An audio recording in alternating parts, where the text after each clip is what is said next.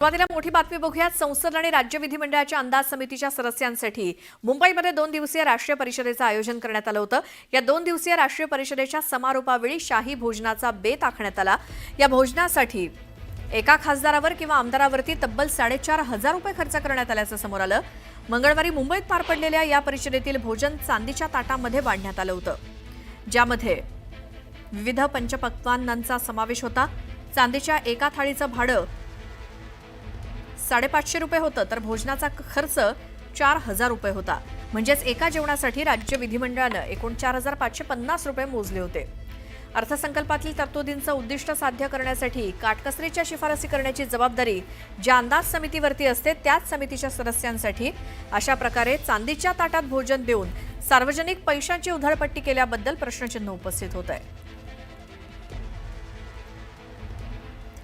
तर त्यांना पाहुणचार नेमका कसा होता? पाहुण्यांच्या स्वागतासाठी विधिमंडळाबाहेर 40 फूट उंचीच्या फलकांच्या भिंती तयार करण्यात आल्या होत्या। त्यांना हॉटेल ताज पॅलेस आणि हॉटेल ट्रायडंटमध्ये निवासाची सोय करण्यात आली होती। विधिमंडळाच्या प्रांगणामध्ये मलमली कापडाची सोय करण्यात आली होती। 2 वातानुकूलित शामियाने उभारण्यात आले होते। वातानुकूलित शामियानामध्ये मोठे झुंबर होते आणि जेवणासाठी चांदीची ताटं, चमचे आणि वाट्या तसेच ग्लासेस सुद्धा चांदीचे होते। वॉश बेसिन सुद्धा उत्तम कलाकुसरीची उपलब्ध करून देण्यात आली होती। हॉटेलमध्ये रात्री पाहुण्यांसाठी सांस्कृतिक कार्यक्रमांचं आयोजन केलं होतं। एका ताटाचं दिवसाचं भाडं 550 रुपये होतं। भोजनामध्ये कोथिंबीर वडी, मालवणी करी, सुरमई फ्राय, दही वडे, बटाट्याची भाजी आणि पुरणपोळी असा मेनू होता। एका थाळीचा दर 4,000 रुपये होता।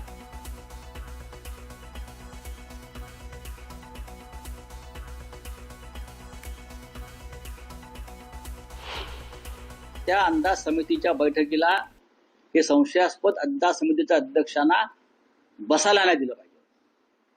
त्यांच्यावर कारवाई सुरू आहे, पण तुम्ही त्यांना त्यांच्या नेतृत्वाखाली सगळ्या सदस्यांना देशभरातून आलेल्या नशीब सोन्याचा चमचा नाही दिला। चांदीच्या ताटामध्ये सोन्याच्या ताटात चांदीच्या पाटावर मोत्याचा घास तुला भरविते म्हणजे मिस्टर भ्रष्टाचार मुक्त लढ्याचे नेते फडणवीस हे त्या सगळ्या सदस्यांना मोत्याचा घास भरवतात हे चित्र आम्ही फक्त काल पाहिलं। चांदीच्या ताटात 4,500 रुपयाचं प्लेट, 550 रुपये चांदीच्या ताटाचं भाडं, म्हणजे 5,000 रुपयेची थाळी काय खालं असं की देण्याची गरज पडली। यामध्ये थोडी तरी शेतकऱ्याप्रती, गरिबांच्या प्रती जोराचा कणव दाखवली असती तर जनता तुमच्या पाठीवर आशीर्वादाची थाप दिली असती, डोक्यावर आशीर्वाद दिला असता। पण ते काही यांच्याकडून होत नाही। हे लुटारूंचं सरकार आहे। लुटारूंची टोळी राज्याला लुटण्यासाठी बसलेली आहे आणि त्यातूनच हा बळेजावपणा हा दिसतो आहे। आणि हे काही राज्य प्रगतीकडे नेण्याचं लक्षण नाही, तर हे आत्ताच्या स्थितीमध्ये राज्य अधोगतीकडे नेण्याचं लक्षण आहे, असा आमचा स्पष्ट आरोप आहे। तर अंदाज समितीतील आमदार खासदारांसाठी चांदीच्या ताटामध्ये भोजन व्यवस्था होती आणि पाहुणचार अगदी वेगळ्या पद्धतीनं करण्यात आला होता। बरेचसे पैसे यावरती खर्च केले, त्यावरून आता विरोधक टीका करतायत। याच संदर्भात आपण बोलूयात। भाजपचे नेते प्रवीण दरेकर आपल्या सोबत आहेत। प्रवीणजी, स्वागत न्यूज 18 लोकमतमध्ये। अंदाज समितीच्या आमदार खासदारांसाठी इतका मोठा खर्च? मला वाटतं प्रत्येक गोष्टीचा इश्यू करण्याचं काम विरोधकांचं या ठिकाणी सुरू आहे। नक्कीच त्या ठिकाणी अशा प्रकारे चांदीतून थाळीतून जेवण दिलं नसतं तर काही बिघडलं नसतं।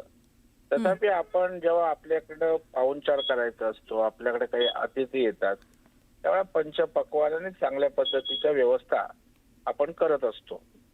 आणि आता देश पातळीवरचं हे परिसंवाद होता किंवा परिषद होती आणि ज्याला लोकसभेचे अध्यक्ष, फार मोठी VIP त्या ठिकाणी देशभरातनं येणार होते। आणि मग अशा वेळेला चांगल्या पद्धतीची थाळी जर असेल, अर्थात ती चांदीचीच असायला पाहिजे होती असं काही नव्हतं, परंतु असेल तर त्याचा एवढा गदारोळ करून जे महत्वाचे इश्यू आहेत त्यांच्याकडे लक्ष नाही द्यायचं आणि अशा प्रकारचे नॉन इश्यू करायचे, हे मला वाटतं महाविकास आघाडीचा फंडा आहे. आणि त्यातनंच ते अशा नॉन इश्यूजना घेऊन त्या ठिकाणी इश्यू करण्याचा प्रयत्न करतायत. पण विरोधकांचा थेट प्रश्न आहे, सार्वजनिक पैशाची उधळपट्टी केली. नाही, जेवण तर द्यायला पाहिजे ना. तर चांगल्या प्रतीचं जेवण दिलं तर त्याच्यात काय मेनू चांगला असेल तर काही वाटायचं कारण नाही. आता ठीक आहे, चांदीच्या थाळीचा आक्षेप होऊ शकतो, पण आपण अतिथी आले तर आपल्याकडे उत्सव असेल तर आपण उत्साहात त्या ठिकाणी चांगल्या पद्धतीच्या व्यवस्था करत असतो. परंतु त्या ठिकाणी आता आले तर खायला काय दिलं, याचा रेट काय, त्याचा रेट काय, हे काय आपल्याकडे पाहुणचार करत असताना त्याची उणीधुणी काढणे ही काही पद्धत नाहीये.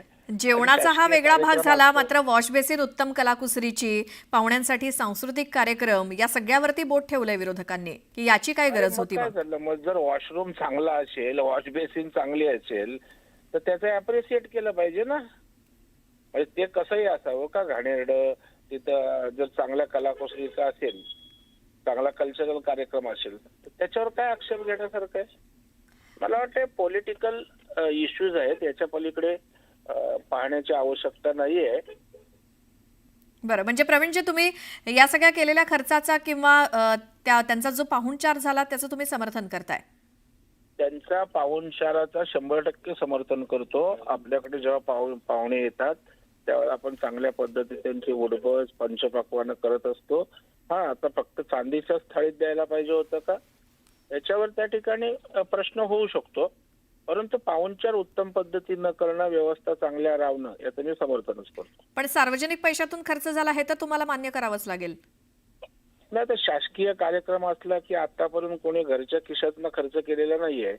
जेव्हा सार्वजनिक कार्यक्रम असतो, सरकारी कार्यक्रम असतो, देश पातळीवर जे डेलिगेट्स येतात, त्यावेळेला कुठल्याच आतापर्यंतच्या मंत्र्यांनी, मुख्यमंत्र्यांनी, सरकारने आपल्या अकाउंटमधनं पैसे दिले तर मला माहित नाही. तसं असेल तर तुम्ही मला सांगा.